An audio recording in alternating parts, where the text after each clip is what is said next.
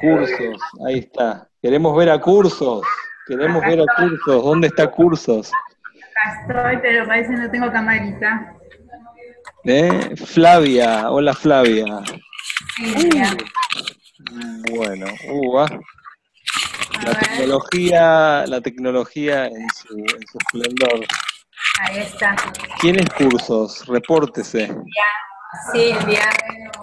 Hola Silvia, ¿cómo estás? Muy Qué bien. bueno, qué bueno, bueno. Ya vamos juntando gente. Ustedes no se ofendan, pero yo los pongo en mute, en silencio, para que no se escuche ruido. El que quiere hablar puede hacer señas o escribir por el chat y yo le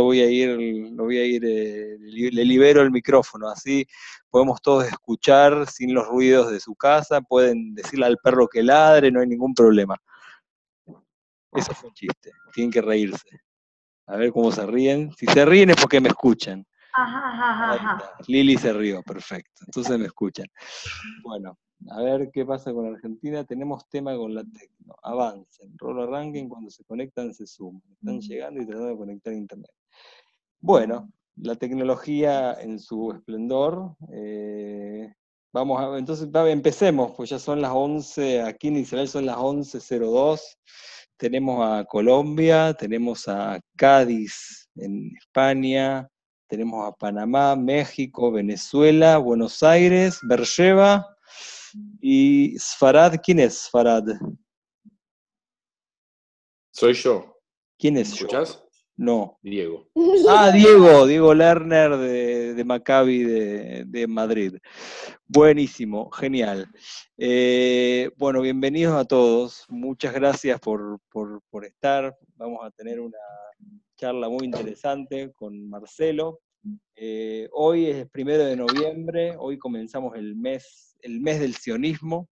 Las celebraciones de los 120 años oficiales, ¿sí? Según la Organización Sionista Mundial, las celebraciones de los 120 años de sionismo. Este mes hay muchas celebraciones históricas y números redondos. Tenemos los 70 años del Captet de November, del Día de la Partición. Mañana, el 2 de noviembre, tenemos los 100 años de la Declaración Balfour, nada más ni nada menos. Y nosotros, desde la Organización Sionista Mundial, resignificamos las preguntas de siempre, y pensamos sobre qué es el sionismo, cuál es nuestra meta, cuál es nuestro objetivo, hacia dónde vamos.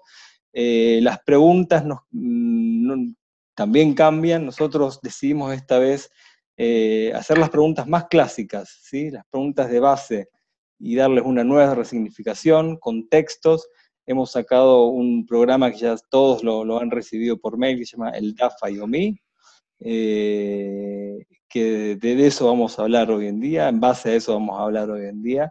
Así que tengo el gran honor de presentar a un vecino. Nosotros estamos a más o menos 300 metros uno del otro, me parece. Vivimos los dos en la misma ciudad.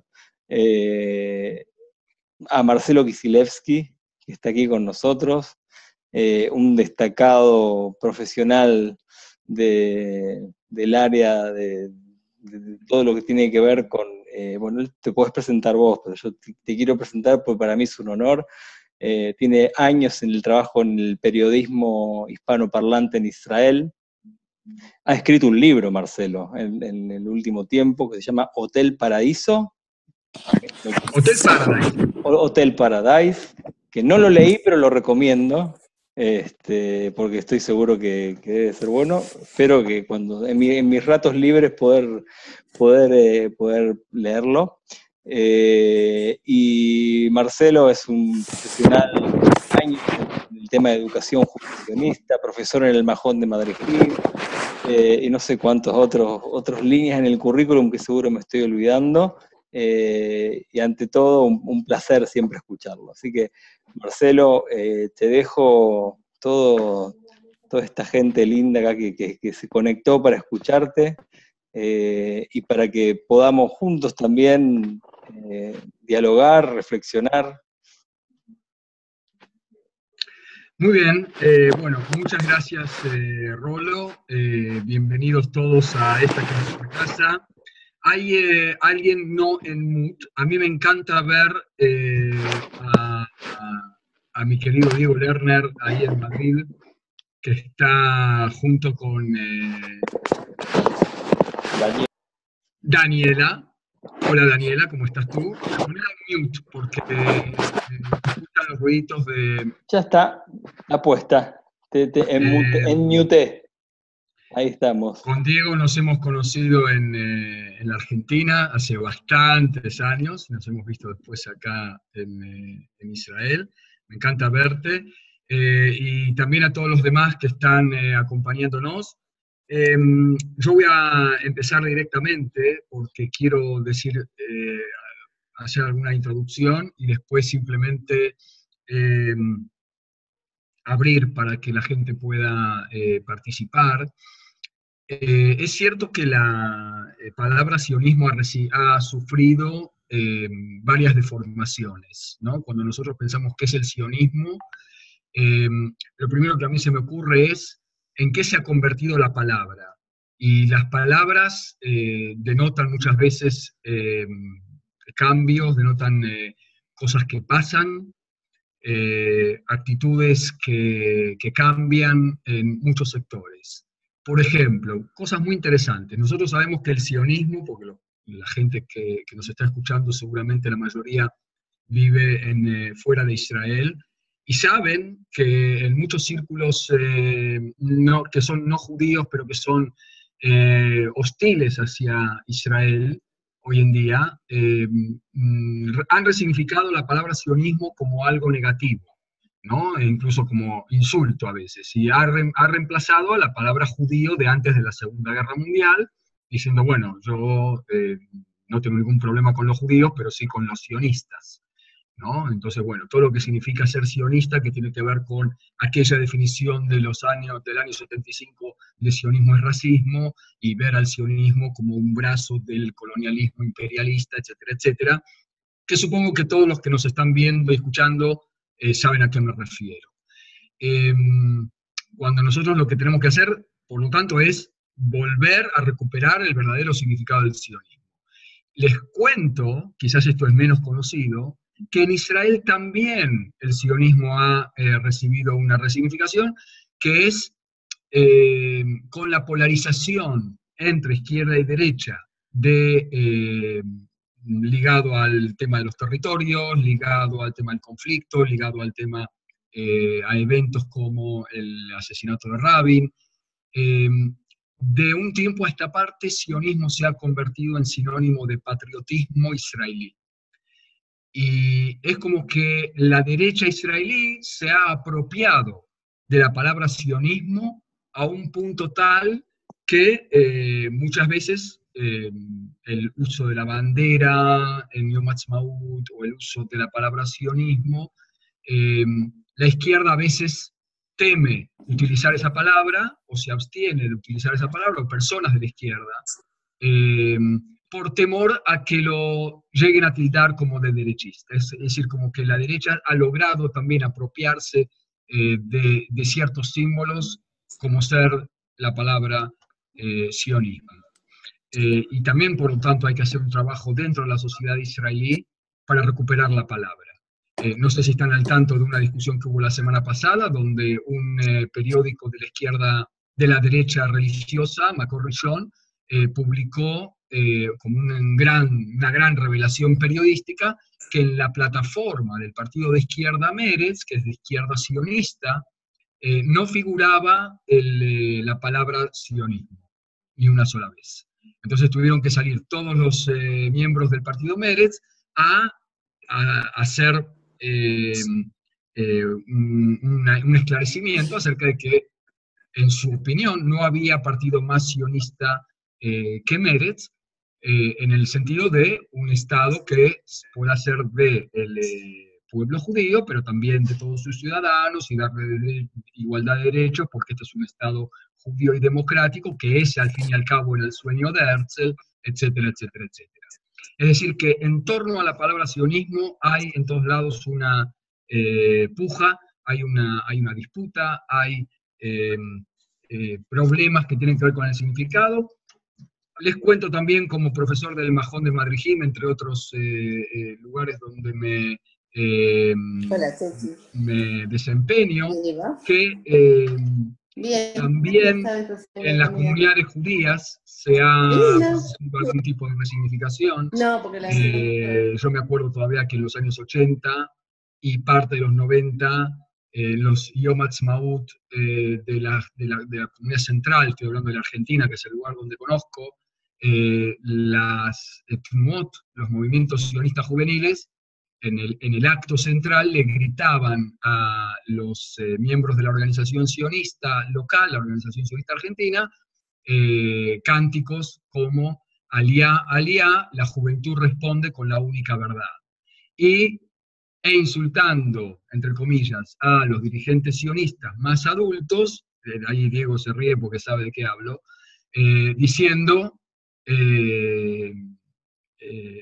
diciéndoles sionistas de salón, llamándolos sionistas de salón. Hoy en día, muchas Tnumot, muchos movimientos halutzianos sionistas han cambiado su constitución, su plataforma, su reglamentación, como se quiera llamar, donde la palabra sionismo ya no es sinónimo de aliá. Sionismo, o sea, la aliá no es la única manera de ser sionista. Hoy en día se puede ser sionista apoyando a Israel simplemente desde afuera, amando a Israel, haciendo asbará de Israel. Cuando les recuerdo que en 1929 se creó la Sochnut, la agencia judía, como una decisión de judíos que tenían la posibilidad de aportar económicamente al Estado, al futuro Estado judío o a la empresa sionista desde afuera, con dinero, pero como no iban a hacer aliá, preferían no llamarse sionistas y preferían llamarse agencia judía. Por eso el nombre de agencia judía, para no ponerle, para diferenciarse, digamos, de la otra institución madre, techo, que era la Organización Sionista Mundial. Así que el sionismo ha sufrido muchas reencarnaciones. Después, si quieren, pueden comentar al respecto. Yo lo que quiero hacer ahora con ustedes es pasar directamente a la Daf Yomi, a la hoja Yomi. Yo no sé si ustedes la tienen a mano. Yo quiero hablar de dos de ellas. Primero, estoy muy honrado de abrir este 1 de noviembre, el mes del sionismo, como mencionó Rolo. Hay muchísimos aniversarios este mes. Y el primero que tenemos tiene que ver con la declaración Balfour, que aquí se da yo no sé si tienen a mano todos ustedes el Daf Yomi del 2 de noviembre, el que trata acerca de la declaración Balfour. Este que ven en pantalla. Vos estás compartiendo la pantalla, perfecto. Ahí puse la pantalla. Sí. Así yo no lo tengo que poner. Pero yo no voy a poder elegir dónde bajar. Bueno, hacelo. Déjame que lo haga yo. Pongo la declaración Balfour, así yo puedo maniobrar y pongo... No, primero tengo que hacer share screen. Mejor. Es un lindo chiche este que estamos usando, ¿eh? Sí, muy lindo. ¿Sí? Ahí estoy yo. Ahí estás. Y entonces ahí están viendo la declaración Balfour, ¿no es cierto?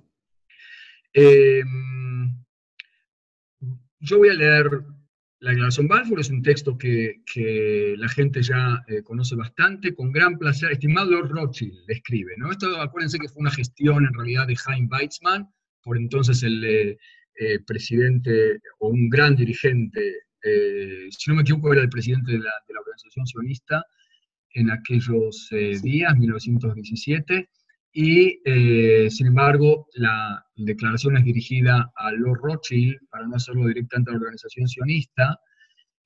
Con gran placer quiero anunciarle por la presente, en nombre del gobierno de su majestad, su declarada admiración por las aspiraciones judías sionistas presentadas al gabinete y aprobada por mí, el gobierno de Su Majestad ve con beneplácito el establecimiento de un hogar nacional para el pueblo judío en la tierra de Israel y hará uso de sus mejores esfuerzos para facilitar la realización de este objetivo, entendiéndose claramente que no se hará nada que pudiera perjudicar los derechos civiles y religiosos de las comunidades no judías existentes en la tierra de Israel o los derechos y el estatus político de los judíos en cualquier otro país. Primero aclarando que la versión original no decía tierra de Israel, decía Palestina. Esto es una discusión aparte, ¿no es cierto?, de cómo nosotros le ponemos tierra de Israel a este texto para no entrar en discusiones que son actuales. Pero en aquel momento Palestina era entendido como por todo Occidente como un lugar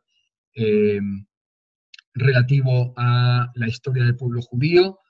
Hoy lo llamamos tierra de Israel.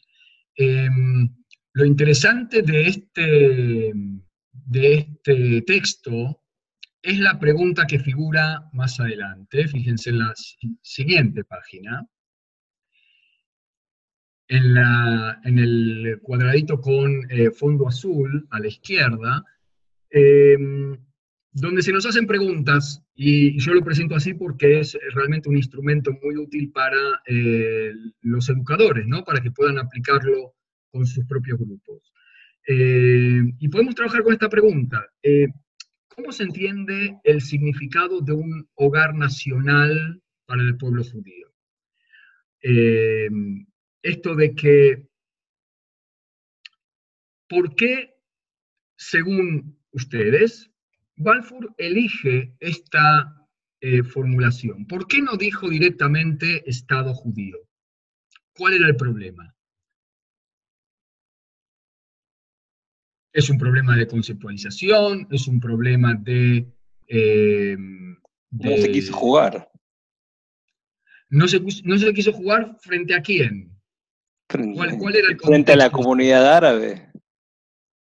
Por un lado, no se quiso jugar frente a la comunidad árabe. Había un temor más, que era el hecho de que los británicos acababan de entrar en Palestina. O sea, era realmente como no queriendo ya de entrada entrar a meter... y sin embargo, la comunidad árabe de Palestina reaccionó bastante mal. Hay historiadores incluso que dicen que precisamente fue la declaración Balfour la que disparó el desarrollo del nacionalismo incipiente árabe del Medio Oriente, no solamente de Palestina. No había un nacionalismo, hasta un poquito más tarde, no había un nacionalismo diferenciado por parte de los árabes de Palestina, pero sí se pone a la declaración Balfour como una especie de ofensa profunda para con los árabes que recién comenzaban, también influidos por el nacionalismo europeo, que recién comenzaban a desarrollar su propio nacionalismo, ¿no? ¿Por qué lo llama hogar nacional? Después de todo, hay algunos, como los propios palestinos de hoy en día, que consideran que el judaísmo no es una nación, sino que es una religión. Yo no sé si alguien quiere, Rolo, participar hablando. Sí. No sé si somos demasiados como para que hablen. Se puede sacar el share screen, así nos vemos todos de vuelta. Ok. Volvemos. Entonces la pregunta es, o podemos ir con las siguientes preguntas. ¿Qué relación hay entre pueblo y nación? Y entre pueblo y nación con religión. O sea, la pregunta en definitiva es, más allá de la definición de Balfour, ¿cómo nos definimos nosotros? Para que de repente un movimiento como el movimiento sionista pueda pensar y proponer, porque este era un texto después de todo también propuesto y negociado por Chaim Weizmann, que nosotros queremos un hogar nacional. Esa sería un poquito la pregunta. Yo no sé si alguien quiere hablar, que haga así con la mano, levante la mano con clase. Anular el share, así nos vemos todos. Anular el ceder. Sí, es interesante esto que planteás. ¿Dónde se anula el ceder? Muchos dicen, arriba, mover el mouse y arriba. Muchos dicen que el tema de el pueblo judío, los antisionistas que no consideran el pueblo judío un pueblo. Digamos, nosotros nos preguntamos qué es sionismo, ¿sí? Porque el sionismo podría haber terminado digamos, su función, podría haber cerrado el boliche, como quien dice, el 14 de mayo de 1948, digamos. Entonces, ¿por qué tiene que seguir existiendo un movimiento sionista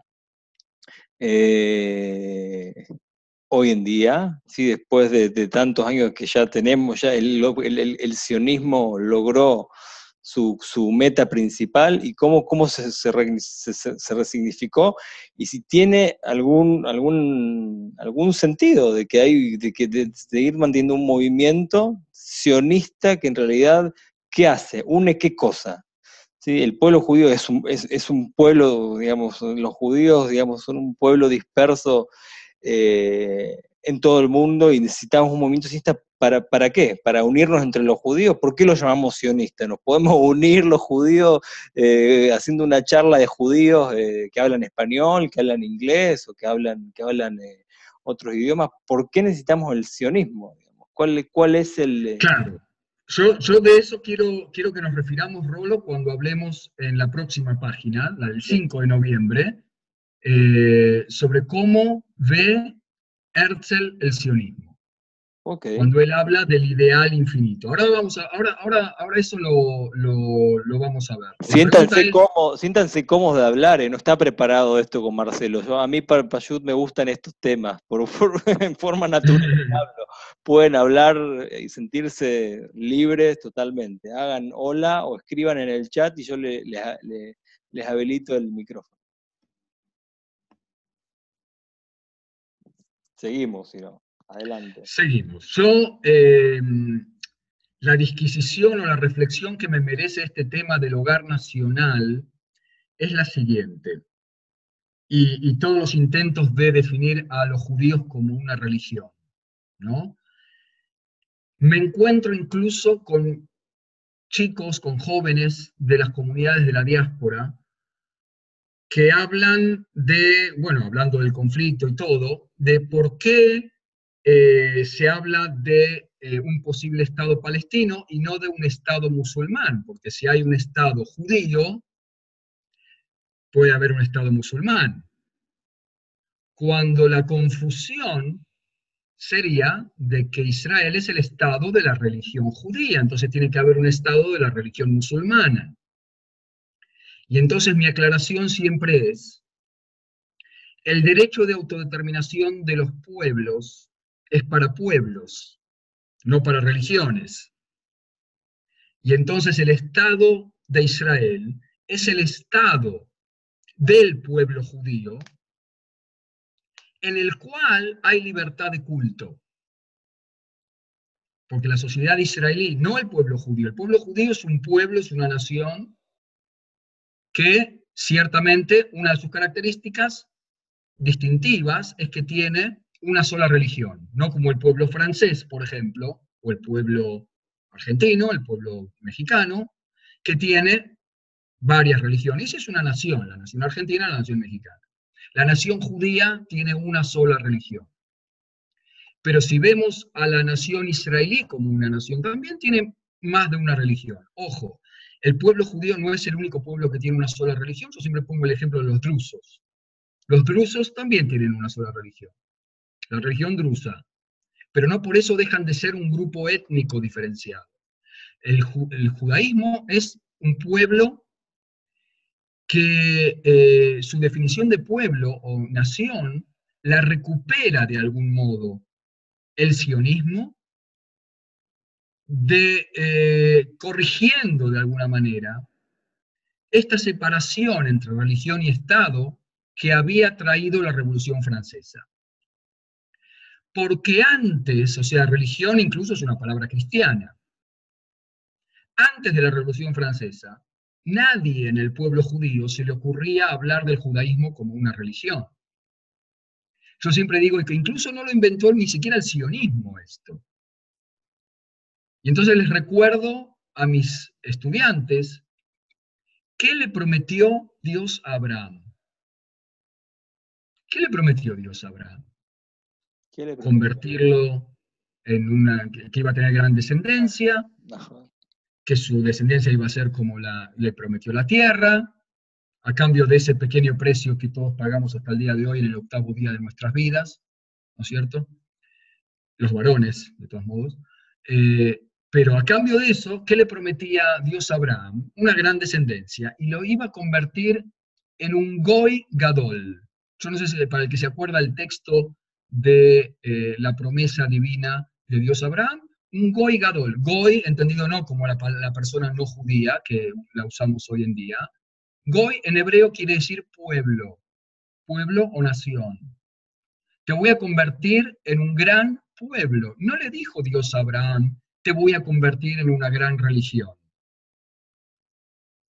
Es decir, que desde el vamos estamos hablando de un retorno, no de la religión judía y de juntar gente, como dicen personas malintencionadas, propagandistas, que dicen, los judíos son ciudadanos de muchas naciones, de muchos países, que profesan la religión judía.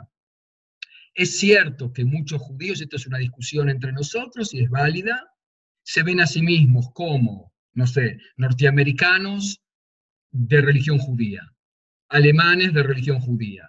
Ok, cada uno con su identidad. Pero en cuanto se refiere a Israel como Estado del pueblo judío, Israel no es el Estado de la religión judía, es el Estado del pueblo judío. Y el paralelismo con el Estado palestino, para los que apoyan esa solución de dos estados, es entre un Estado del pueblo judío con un Estado del pueblo palestino. No un Estado de la religión judía con un Estado de la religión musulmana. Estamos hablando de naciones, estamos hablando de pueblos. Y por eso de aquí el tema de hogar nacional cabe. Porque bueno, fue una manera de lavar, de neutralizar un poco, de suavizar un poco el tema de Estado judío, realmente para no irritar, ¿no? Pero se hablaba de eso, se hablaba de ver a los judíos como una nación y no como una religión. Y por eso cuando hablamos de si existen, la próxima pregunta que era si existen otros pueblos que sean similares al pueblo judío en este sentido, existen. El pueblo kurdo, por ejemplo, es otro ejemplo, que hoy en día también están viendo si consiguen su independencia allá por Irak, Siria e Irán, el Kurdistán, ¿no? Y Turquía. Así que bueno, esto es un poquito la cuestión. Hay una participación de Damijes que dice, sería interesante diferenciar Goy y León en relación a la mención de Bellita que acaba de hacer Marcelo. ¿Y qué dirías vos, Damijes?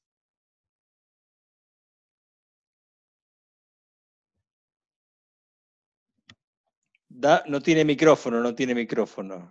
Ah, no tiene micrófono. Bueno, que lo escriba. Que lo escriba. Ah, Damián. Ok, Damián, ahí va. ¿Querés teclear qué diferencia? O me estás preguntando a mí cuál es la diferencia entre Goy y León. Yo diría que en este sentido que estamos tratando de darle ahora no hay una diferencia sustancial. Quizás León agregaría el tema de un territorio, ¿no? De un tipo de gobierno, quizás, que en cuanto al pueblo judío en su tierra, en las épocas del primero y el segundo estado, tuvo su tipo de característica, en general la monarquía, por ejemplo, ¿no? Y en un territorio determinado que iba variando.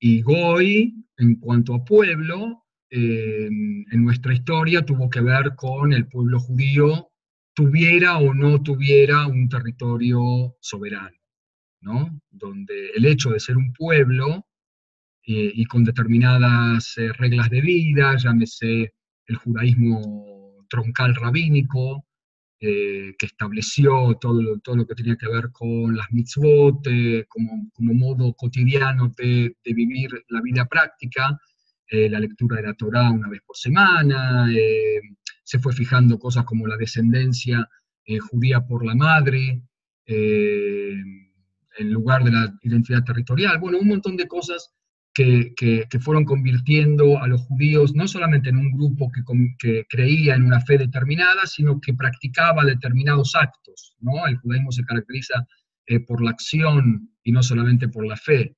Entonces, a través de hacer determinadas cosas, es que eso fue dándole al grupo exiliado de su tierra, en Babilonia y después por el exilio de los romanos, le fue dando un cariz más de grupo nacional, que tiene un idioma, que tiene una historia, que tiene una tierra a la cual aspira retornar.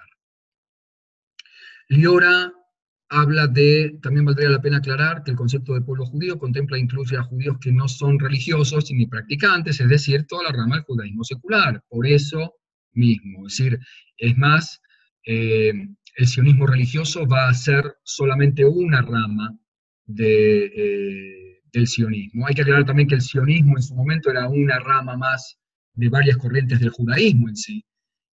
No era la única ni la más exitosa por aquellos años, a principios del siglo XX, pero realmente el sionismo vuelve a plantear este tema de que el judaísmo es una cultura, que tiene valores nacionales, que tiene una aspiración nacional de retornar a una tierra determinada, y que tiene ciertamente a la Biblia no como un texto religioso, sino como un texto fundacional, laico, secular, nacional, ¿no?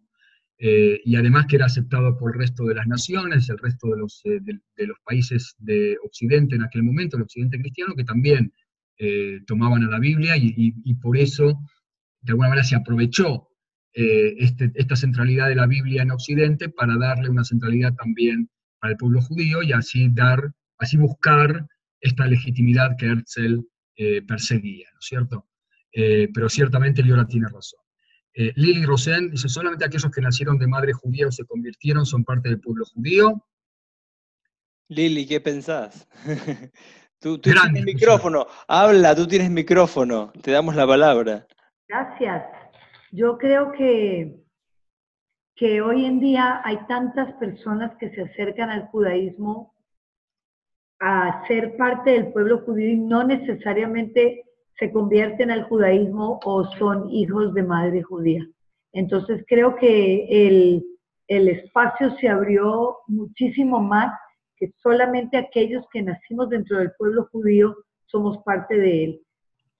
Hay gente que participa con los judíos, por los judíos, que habla en favor de los judíos, que defiende a Israel, que no son judíos y que, yo pregunto, ¿son acaso ellos parte del pueblo judío? ¿Se podría considerar a esas personas parte del pueblo judío? Yo no voy a dar una respuesta cerrada a tu pregunta, es la pregunta del siglo, Lili. Tu pregunta es la pregunta, ¿no? El tema de quién es judío. Sobre todo cuando, una vez creado el Estado de Israel, la cuestión de quién es judío adquiere incluso ribetes económicos. ¿Quién puede hacer aliá a Israel y obtener el sal clitá, la canasta de absorción, que es dinero contante y sonante en su banco, ¿no? Y acá también hay aclaraciones para hacer, porque la ley del retorno habla de una ciudadanía automática para todos aquellos que son judíos o que tienen un abuelo por lo menos judío, ¿no? Haciendo como una especie de contracara de las leyes de Nuremberg, aquellos que Hitler hubiera matado, nosotros nos vamos a salvar.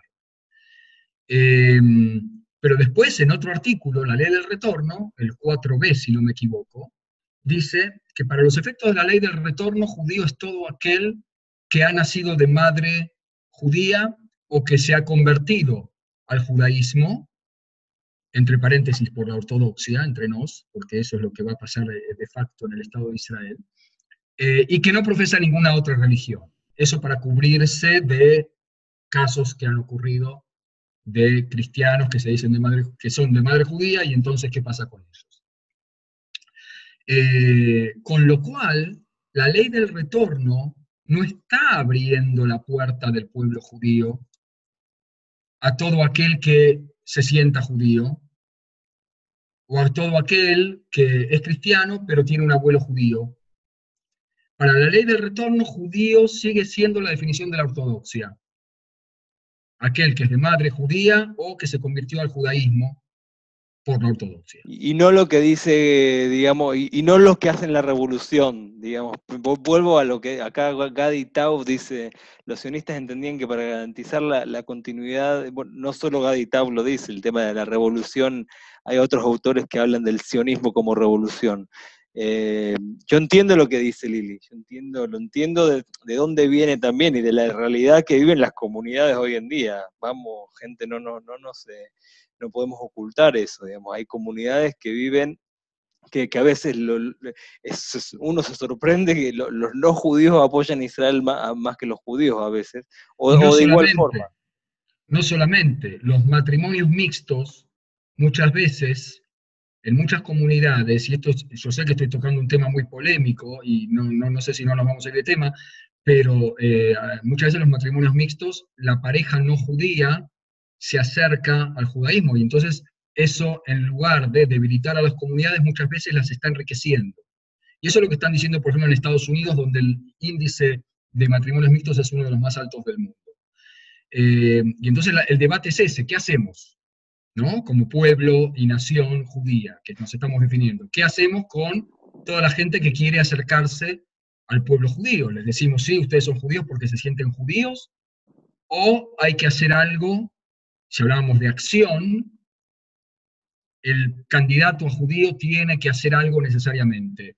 Y las preguntas son infinitas. ¿Qué pasa si yo quiero ser judío, no soy judío, pero quiero ser judío, laico sionista, como lo define Liora?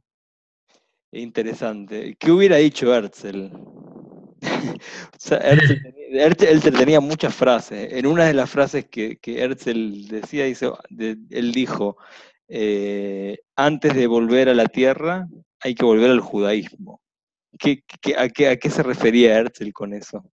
Con que hay que volver, antes de volver a la tierra, antes de volver a Israel, hay que revivir el sentido, el significado de ser judío.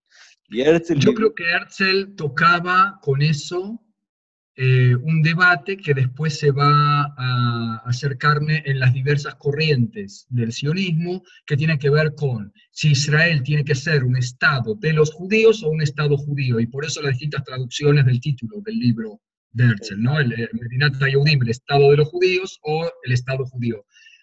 Va a ser un estado que rejunte judíos, refugiados de todo el mundo, perseguidos por el antisemitismo, o tiene que haber algo más, tiene que haber una riqueza determinada de contenidos en ese estado judío para que sea tal.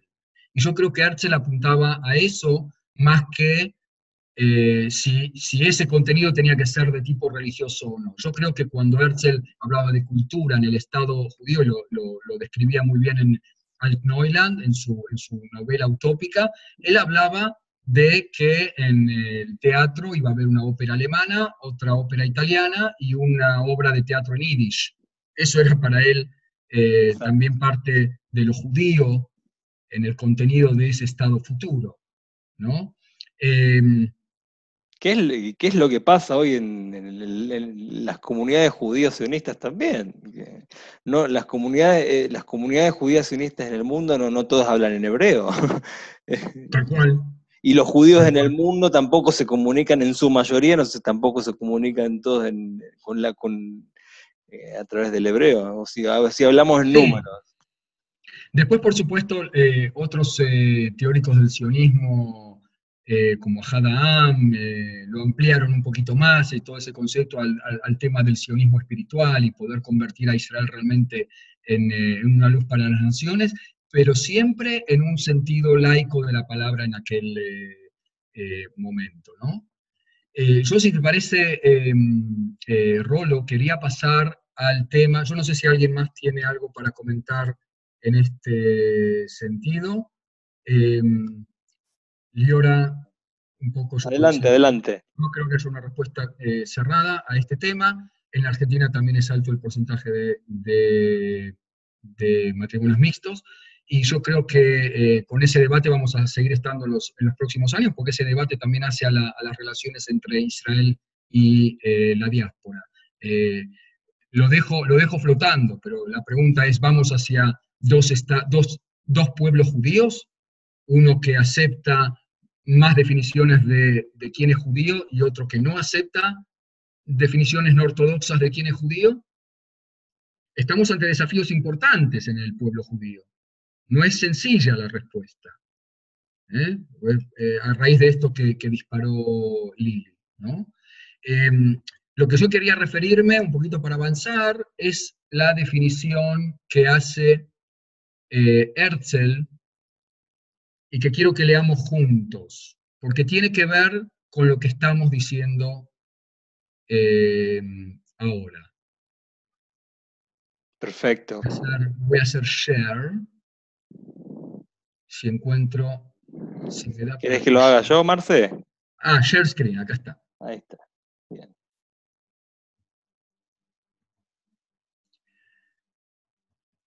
Esta página está titulada, si lo queréis no será una leyenda, es la página, el Daf Yomi del 5 de noviembre. Qué buena traducción, Impresionante la traducción, no sé quién la habrá hecho. Y que dice lo siguiente, y que tiene que ver, está enganchado con lo que hablábamos recién. Llamé una vez al sionismo un ideal sin fin, y creo sinceramente que, aún después de que consigamos nuestra tierra, Eretz Israel no cesará de ser un ideal, porque el sionismo, tal como yo lo entiendo, incluye no solo la milenaria aspiración a la tierra prometida por ley para nuestro desgraciado pueblo, sino también la aspiración a una plenitud moral y espiritual, que es exactamente lo que tocábamos recién y que es lo que vos, Rolo, también señalabas cuando decías, una vez creado el Estado de Israel, ¿termina la función del sionismo? ¿Qué tendría que ser el sionismo hoy en día? Y yo creo que Herzl da un principio de respuesta. El sionismo no se termina una vez creado el 14 de mayo del 48 el Estado, sino que sigue siendo un ideal sin fin, ¿no? La pregunta es, ¿qué es esa aspiración a una plenitud moral y espiritual? Eso ¿Qué es? queda abierto. Ahora yo les propongo un ejercicio, a ver qué les parece. Supongamos que se nos da ahora una varita mágica y que cada uno de ustedes puede hacer un cambio en el Estado de Israel que lo acerque más a esa plenitud moral y espiritual de la que hablaba Herzl. ¿Cuál es ese cambio desde su conocimiento de lo que es el Estado de Israel? ¿De qué manera ustedes lo cambiarían? ¿De qué manera ustedes lo mejorarían para que se acerque a esa plenitud moral y espiritual? Yo voy a salir de ahora entonces de share, para que veamos el chat. Adriana dice, creo que la Golá todavía lo ve ideal. O sea, ¿qué quiere decir eso? ¿Que es todo perfecto y no hay lo que mejorar?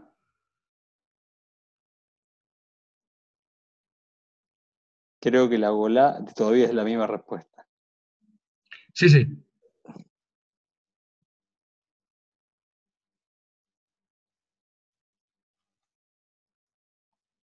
Pueden hablar, el que tiene micrófono puede hablar, Yo si quieren le saco el mute. Ahí levanten la mano o tecleen. Esto es una peulá, chicos. Si no escriben y no participan, Claro, no me salió seguro. bien. Creo que los que viven en... Ahí está. Creo que los que viven en Israel pierden. ¿Cómo es eso?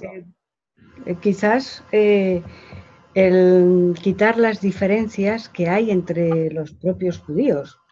esas divisiones de ortodoxos, liberales, masortíes, o sea, que yo sería una de las cosas que si tuviera esa varita mágica intentaría que hubiera una mayor comprensión y respeto hacia las distintas formas de entender el judaísmo, que fuéramos capaces todos de ser más tolerantes con el otro. Eso me parecería un avance, un pequeño avance, bueno, pienso que muy grande, por lo menos entre nosotros. Luego ya hay otras cosas también que...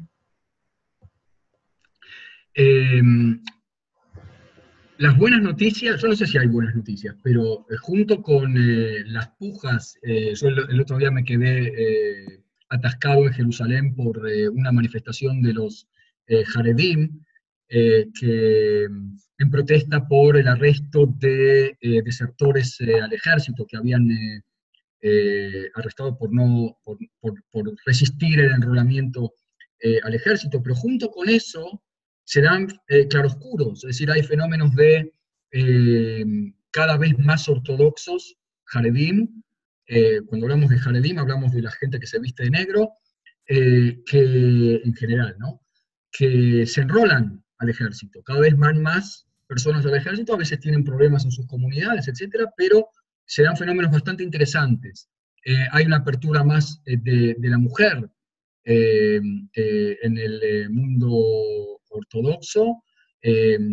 Hay una pequeña, como una revolución del estatus de la mujer en el mundo jaredí, que no deja de ser interesante, y una apertura hacia el resto de la sociedad también, ¿no? Por supuesto que eso también provoca una cerrazón de otras comunidades. Es decir, es un mundo muy, muy heterogéneo el de los religiosos en Israel y apasionante, ¿no? Pero sí, te agradezco. Ese es un tema en el que todavía la sociedad israelí va a tener que trabajar bastante, el tema de la tolerancia entre los diferentes, ¿no? No igualar las diferencias, no creo que te refieras a igualar a todo el mundo, pero sí a poder convivir de una manera menos agresiva, quizás. Wally dice que para mejorar a Israel yo le tengo que pasar un mate. Está aquí calentito el mate, podés pasar cuando quieras acá por Modeín y estás invitado. La Golá que está poco por allí. Creo que nos estamos alejando mucho de ciertos valores básicos. Cuanto más está uno allí, más vive la confrontación social. No sé si entiendo del todo lo que... Yo sí entiendo, yo entendí lo que quise decir, me parece. ¿Que la gente venga a Israel? Yo creo que al revés, ¿no? Que Israel tiene que entender más cómo se vive el judaísmo en la Golá, y que somos todos partes de un pueblo y que nadie tiene la verdad absoluta, ¿no? No hay mejores y peores. Es que me parece que a eso se refirió Diego, y creo que yo después le puse diálogo. Comparto. Todo tiene que ver con el diálogo, todo tiene que ver con el diálogo desde una postura bien más, como decía Paulo Freire, ¿no? De dialogar sinceramente, de dialogar Begoba y Naim como iguales, como pares, también dentro de la sociedad israelí. Sí, y yo hoy no quiero tocar hoy, que es el día de recordación de Rabin, pero bueno, también tiene que ver con eso, de cuánto nos escuchamos acá adentro, entre los que vivimos en Israel, y entre los judíos de la diáspora y los judíos de Israel. Yo siempre cito a un grande de la educación judía sionista, que es Abraham Infeld, que cuando tengan la posibilidad de escucharlo es un placer, que siempre habla de que cuando prepara a los Shlichim, dice, ustedes Shlichim no son representantes del Estado de Israel, ustedes son parte del pueblo judío que viven en Sion. Ustedes van como representación del pueblo judío, no del Estado de Israel, porque el pueblo judío es uno solo, y ustedes van a transmitir la experiencia suya en Israel como mayoría, así como judío que vive en una mayoría judía, que es distinta a la experiencia que vive un judío en la diáspora que vive como minoría. Yo creo que en esa frase resumiría el qué es sionismo, y que aprendamos a escuchar a la diáspora, es mutuo, digamos, ¿sí? Escuchar nosotros a la diáspora y de la diáspora a nosotros de forma mutua, y no porque, digamos, estamos en Israel, no somos más judíos, digamos. Como yo cuando llegué por primera vez a Israel me dijeron, no, ahora acá no se respeta Pesaj. ¿Qué Pesaj? Ahora estás en Israel, no necesitas respetar. Pero ¿cómo que no? Sí, o sea, diferente, pero Israel, a mí me dijeron que este era Ben Gurión dijo, Zui Medinate Ayudim Beretz Israel, este es el estado de los judíos en Eretz Israel, pero es judío, o sea, no podemos sacarle la palabra judío. Yo creo que eso parece que es el resumen de la pregunta, de la gran pregunta, como de lo que es el sionismo. Y me la pregunto todos los días, no tengo una respuesta, por supuesto. ¿Cómo hacemos para meterle contenido al hecho de estar aquí en Israel? Sí, bueno, tiene que ver también con que la religión aquí se monopolizó y el israelí no quiere escuchar. Yo digo que yo me dedico a educación judía y estudiaba educación judía, eso fue lo que yo estudié en la universidad. Me decían, pero ¿cómo? ¿No sos religioso? ¿No tenés kipá? Le digo, no, no tengo kipá. Y what the fuck, no tengo kipá y hago educación judía. Ese es un poco lo que Israel tiene que aprender de la diáspora también. Yo creo que es fundamental. Creo que es el desafío del sionismo hoy en día, el más grande. Yo sacaría, dice Damián, los asentamientos, ¿no? Que tiene que ver... ¿Será que me traigo un mate para hablar de eso? Sí, necesitamos otra hora. ¿Hasta qué hora tenemos? No, ya tenemos que estar terminando. Pero me parece que abre un capítulo bastante importante que es el tema de lo político, ¿no? Como modo de acercar a Israel a una perfección o una altura, como lo quería Herzl, como habíamos dicho. Eso, a una plenitud moral y espiritual. Saúl, no sé quién eres, pero me encantó tu comentario. A ver. Dice de que el Estado de Israel y sus ciudadanos deberían ser más amplios respecto a los demás judíos de la Golá. Eso significa, como ejemplo, lo que pasó en México a principio de año, el efecto de las palabras solamente puede efectuar. ¿Quieres contar? Yo creo que estás hablando de lo que dijo Netanyahu, o me estoy equivocando, Saúl. Puedes hablar. A ver, sacale el mute. Hola, ¿cómo están? Yo vivo en Viedma, sin embargo, lo que pasó con el muro, cuando si bien yo quizás estoy de acuerdo con lo del muro, pero el efecto de las palabras respecto al muro perjudicó a la comunidad de México. Solamente eso. Decir que estaba bien lo que dijo Trump con el muro, y construir un muro que divida a los vecinos. Sí. Es verdad, es cierto. Bueno, podríamos hablar de vos lo que estás señalando es que el Estado de Israel, a ver si le pongo un título general al caso que vos señalás, debería tener en cuenta más a las comunidades judías a la hora de fijar políticas. Yo, sin hacer política respecto a lo que dijo Damián, lo relaciono en el sentido de ¿hasta qué punto el Estado de Israel es consciente de cómo una política que ocurre en el Estado de Israel o de algo que se dice en el Estado de Israel, en el caso de Netanyahu y el muro, o de los asentamientos, o de un operativo en Gaza, o de lo que sea, hasta qué punto el Estado de Israel tiene conciencia de cómo va a rebotar eso, cómo va a impactar eso, o afectar a las comunidades judías? Esa sería la gran pregunta, ¿no es cierto? Y en eso sí, yo apoyo que falta este tema que dice Liora, de la falta de diálogo entre Israel y la diáspora, a nivel interno, sin meterme en la discusión eterna de si los judíos de la diáspora tienen o no derecho a a criticar las políticas determinadas del Estado de Israel o las cosas que se dicen. Yo creo que la comunidad judía de México reaccionó con bastante altura y bastante dignidad ante lo que había dicho Netanyahu a Trump. La pregunta es si no debería también tener una actitud no necesariamente condenatoria, pero sí crítica respecto de lo que las comunidades judías piensan que las afecta a ellas en lo que hace a Israel. Quizás eso también incluso beneficiaría a Israel si las comunidades judías fueran un poco más críticas y no tan obedientes. Pregunta, ¿qué opinan ustedes? Adriana dice, ¿vos crees que no saben? No sé, yo no sé si saben. No sé si saben, no sé si está en el radar del gobierno de Israel muchas veces, de los gobiernos de Israel muchas veces, la situación de las comunidades judías a la hora de fijar políticas de Estado, ¿no?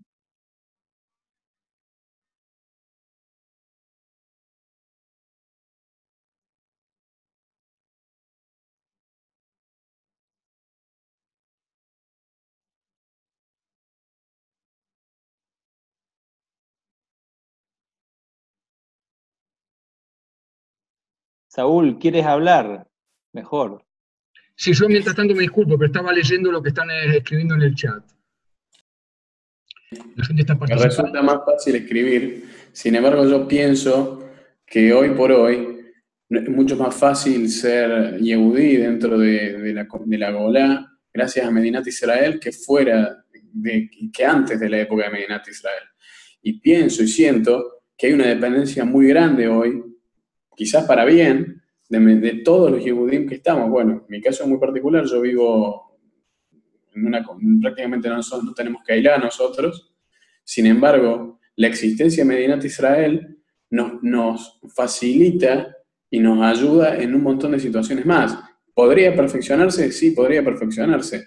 ¿Podríamos no ser tan dependientes? No sé si hoy es necesario no ser dependiente. Pero no sé si Israel depende tanto de la Golá como la Golá depende de Israel. Hablando, por ejemplo, puntualmente a cómo afecta políticamente los dichos y los hechos. ¿Debe siempre mirar Medinat Israel lo que pasa en la Golá? Yo creo que moralmente sí, pero no sé si siempre políticamente puede pasar eso. Quitando todas las reflexiones anteriores, ¿no? Que fueron muy buenas. Sí, eso es lo que dice, por ejemplo, Adriana, que dice sería difícil gobernar pensando en todas las comunidades. Iguali dice algo muy importante. Yo creo que Israel se esfuerza cada día y avanza en dirección correcta para ser una nación ejemplar ante las naciones del mundo. Es decir, todas estas cosas que hace Israel de ayuda en los terremotos y los desarrollos tecnológicos que ayudan a toda la humanidad, no nos podemos olvidar de eso. No solamente que hay cosas que a veces afectan negativamente a las comunidades, sino que hay muchas cosas que Israel sigue haciendo y que siguen enorgulleciendo a las comunidades judías. Eso tampoco nos podemos olvidar, ¿no? Cuando Israel hace cosas buenas, ahí nos enorgullecemos mucho,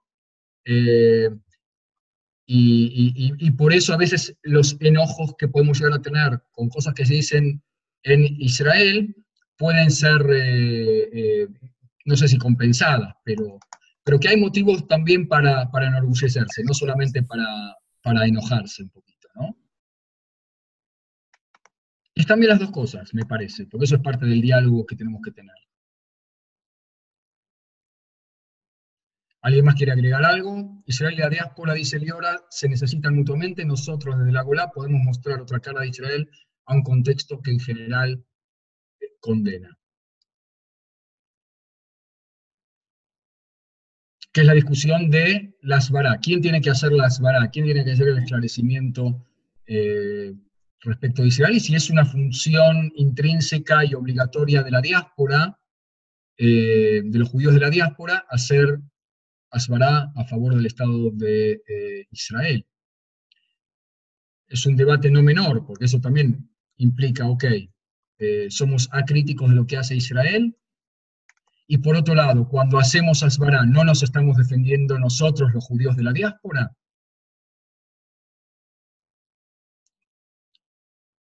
son como preguntas abiertas, ¿no es cierto? Nosotros tenemos que ir cerrando nuestro encuentro. No sé si alguien quiere agregar alguna reflexión más.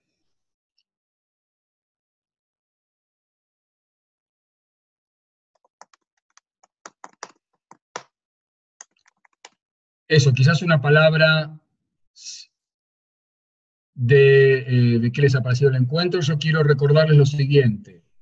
Durante el mes van a ir apareciendo varias daf yomi, o dapim yomim, o sea, hojas diarias que hablan en distintas fechas de distintas temáticas que hacen al sionismo, porque estamos en un mes bastante sionista, y esto en el sentido más positivo de la palabra sionismo, que nos van a ayudar también a lo que hablábamos al principio, de recuperar la palabra sionismo en un sentido noble, en un sentido positivo. El sionismo como movimiento de liberación nacional de un pueblo, y que al liberar a ese pueblo también estamos contribuyendo a una mejora de toda la humanidad, no solamente del pueblo judío. Quiero, por mi parte, agradecer a todos los que participaron. Espero que estas hojas sionistas, que tienen textos y tienen preguntas trigger, preguntas disparadoras, puedan ayudar a todos los educadores de entre ustedes a seguir transmitiendo y seguir multiplicando la reflexión en torno a estos temas, que nos van a ayudar también, no solamente a profundizar, sino también a acercarnos entre todos. Gracias a todos. También me ha gustado verte, Diego, y a todos ustedes. Y espero que nos volvamos a encontrar. Hay 2 charlas más, no sé si Rolo querrá comentar, anunciar. Yo me despido, muchísimas gracias, de verdad. Gracias, Marcelo, gracias. Un segundo más, quédate que te voy a decir, te voy a agradecer. Muchísimas gracias, la verdad, un placer, Marce, sos un gran maestro. Fue mi profesor en el Majón, Marcelo, así cuántos años que está en esto, Marcelo. Es verdad, vamos a tener 2 charlas más. Una va a ser sobre el tema de quién es sionista, pero enfocado desde otros textos muy interesantes.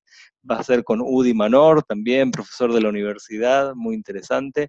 Y la última charla en español va a ser con Jack Drasinover, que va a hablar sobre por qué aquí, por qué Eretz Israel, por qué Sion.